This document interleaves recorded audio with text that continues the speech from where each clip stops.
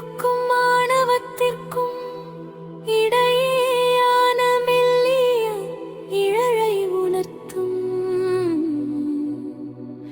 திருக்குறள் இது வள்ளுவப் பெருந்தகையின் வார்த்தைகள்.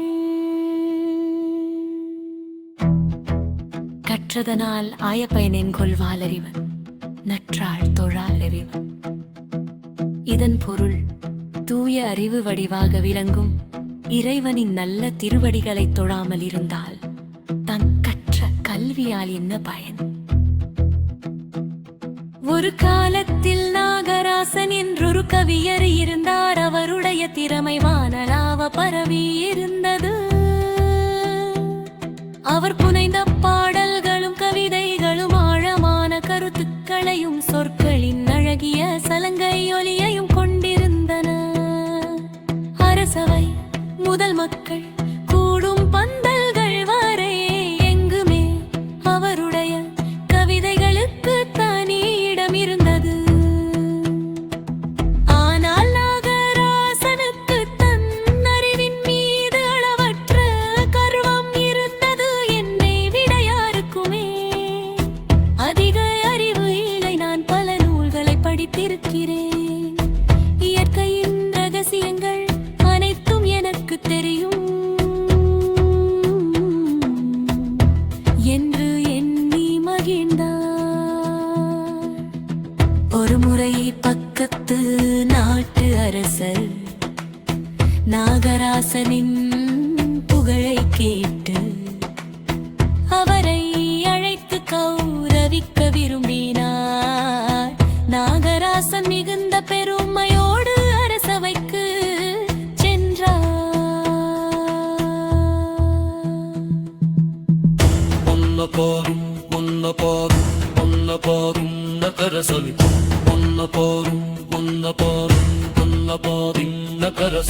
அரசர், ஐயா கவிஞரே, உம்முடைய அறிவுக்கு ஈடில்லை. நீர் எழுதிய கவிதைகளில் அத்தனை நுணுக்கங்கள். ஆனால் நீர் கடவுள் நம்பிக்கையற்றவர் என்று கேள்விப்பட்டேன். இது உண்மையா என்று கேட்டார்.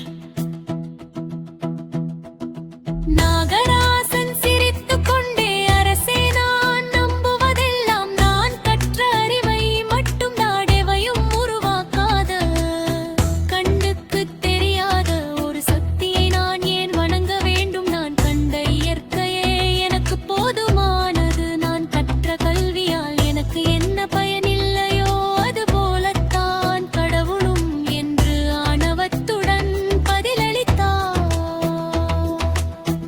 அரசவையில் இருந்தவர்கள் இவருடைய பேச்சை கேட்டு திகைத்தார்கள். ஆனால்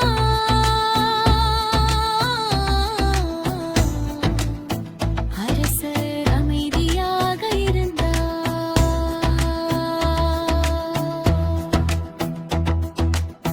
அரசர் நாகராசனை பார்த்து, கவிஞரே, நீங்கள் கற்ற அறிவு உங்களை உயர்த்தியிருக்கிறது. ஆனால் ஒரு சிறிய சந்தேகம்.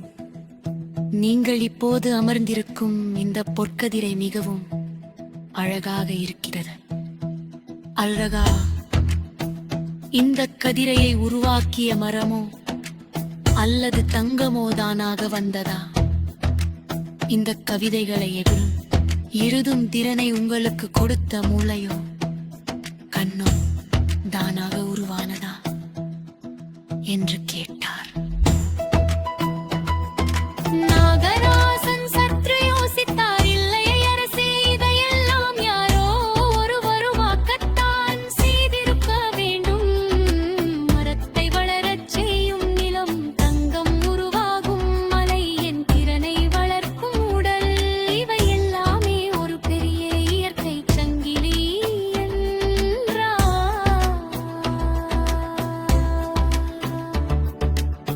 அரசர் புன்னகையுடன் அந்த சங்கிலியின் முதல் புள்ளியது.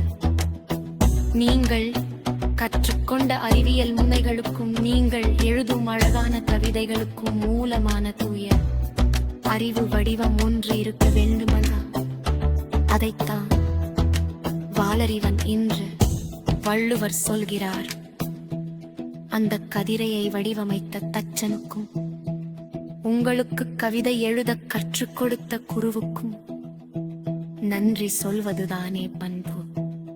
அரசர் மேலும் தொடர்ந்தார், நீங்கள் கற்ற அறிவை பற்றி பெருமைப்படுவது நல்லது. ஆனால் அந்த அறிவை உங்களுக்கு வழங்கிய மூல காரணத்தையோ அல்லது இயற்கையின் நியதியையோ மதிக்காமல் இருந்தால் நீங்கள் கற்ற கல்வி ஒரு எல்லைக்குள்ளேயே நின்றுவிடும். அந்த கல்வி பிறருக்கு பணிவையும் நல்லொழுக்கத்தையும் பிறருக்கு உதவும் மனப்பான்மையையும் கொடுக்காது.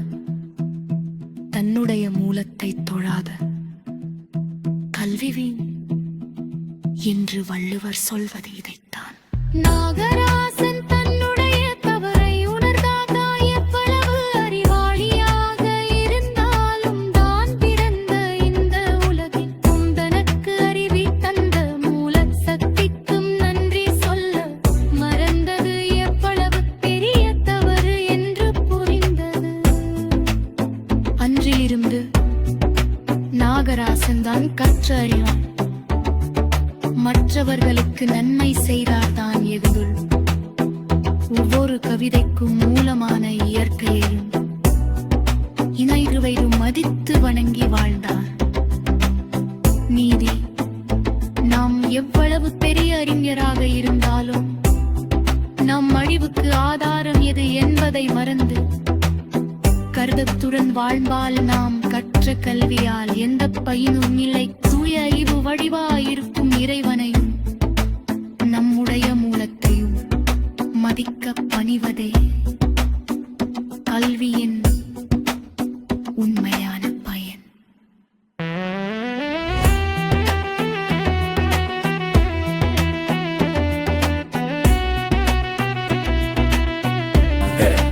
Subscribe for more Tirukkural related stories.